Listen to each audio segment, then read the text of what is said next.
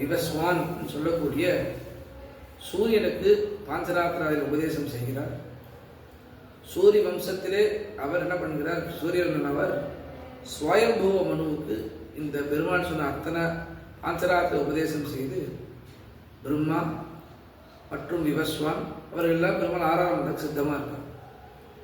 அந்த சூரிய வம்சத்தில் வந்த இக்ஷ்வாகு அப்படின்னு ராஜா இருந்தார். அந்த ராஜாவுக்கு பெரிய தபோபலம், வசிஷ்டரோட அணுகிறதுனால பெரிய தபோபலம் உண்டாம். அவர்கள் சத்தியலோகத்துக்கு எழுந்தருளி விட்டு திரும்பி அயோத்திக்கு வருவான். நம்ம ஒரு முறை சத்தியலோகத்துக்கு இங்கேருந்து போகிறான். அப்போ இந்த பெருமாளை பார்க்குறான். ஆபாத சூடம் அனுபவிய ஹரிம்சயானன்னு பெரிய பெருமாள் படுத்துட்டு இருக்காரு. அடையப்பா, இப்பேற்பட்ட பெருமாள் இங்கே படுத்துட்டு இருக்காரு.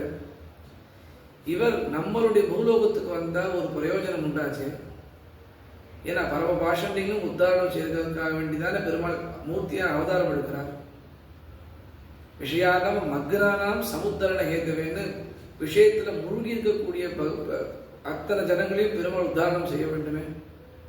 அதற்காக இந்த பெருமாள் இங்கே வந்தால் நமக்கு ஒரு பிரயோஜனமாக இருக்குமேன்னு சொல்ல பிரம்மாவனிடத்துல கேட்கிறார். பிரம்மா சொல்ற, நான் தான்ப்பா அவர் சொத்து, அவர் என் சொத்து அவர் இல்லை, அவர் வந்தால் தான் உண்டு அப்படின்னு சொல்ல எங்கேயும் விறுவிறுன்னு கீழே இறங்கி வரான். பூலோகத்துக்கு வர வசிஷ்டர் இடத்துல கேட்கிறார். வசிஷ்டரும் சொல்றார். வசிஷ்டர் ஒரு ஆச்சரியமான விஷயத்த சொல்றார்.